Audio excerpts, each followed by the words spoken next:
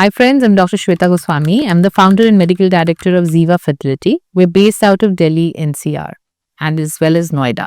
So thank you so much for your lovely questions, because of which today we will hold a Q&A session where I will just try and answer the questions to the best of my ability. I also wanted to reiterate that we at Ziva Fertility are committed to provide very ethical and open, transparent treatment. The fertility treatment is a journey which comprises of simple medical treatments like taking medicines and ovulation induction, moving on to fertility tests, moving on to laparoscopy or an insemination, and if everything else fails, then an IVF. So an IVF is the end-all treatment procedure which is limited to around 5 to 10% of fertility patients when they feel that they have some absolute indication of an IVF, or maybe we worked on everything else but nothing else seems to be working. We at Ziva are committed to providing treatment where we try to the best of our ability all non-IVF procedures to help a patient conceive. However, if IVF or other procedures are needed, then we provide the best of care and the latest technologies to help you achieve that with the best success rate.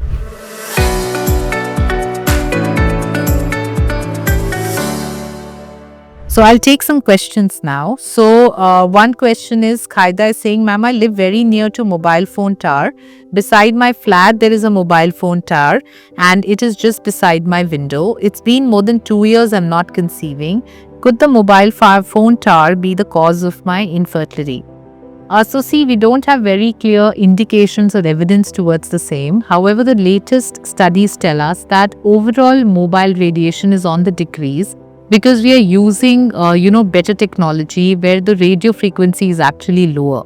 So till we have very robust data coming in, we don't know. But yes, whatever you can minimize to the best of your ability, please do try and stay away from the phone radiation. But on the current evidence, we don't have enough evidence to say clearly that it leads to fertility issues. So not really. Anahita is saying, how can we buy the insemination kits from you?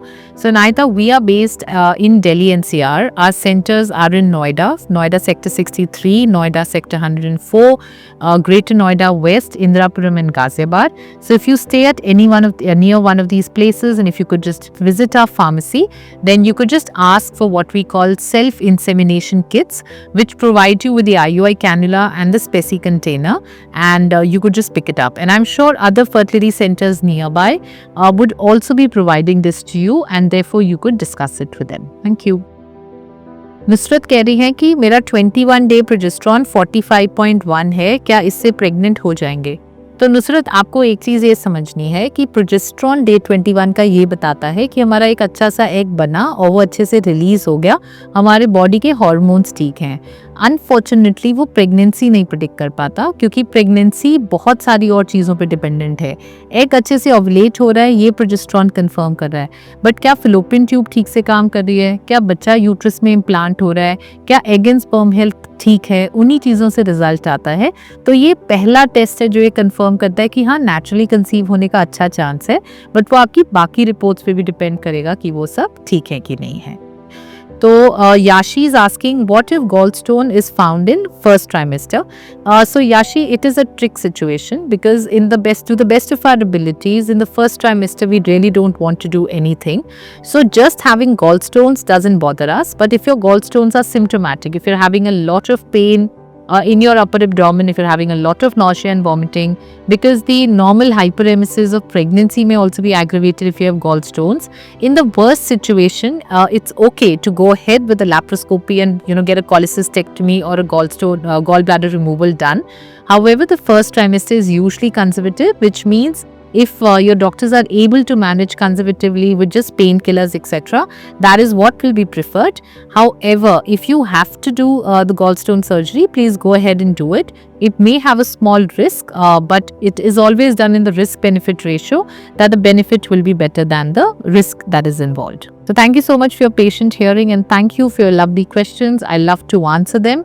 If you also have any questions, please click in the link below or write in the comment section. I shall try and get back with the answers as soon as I can. Thank you.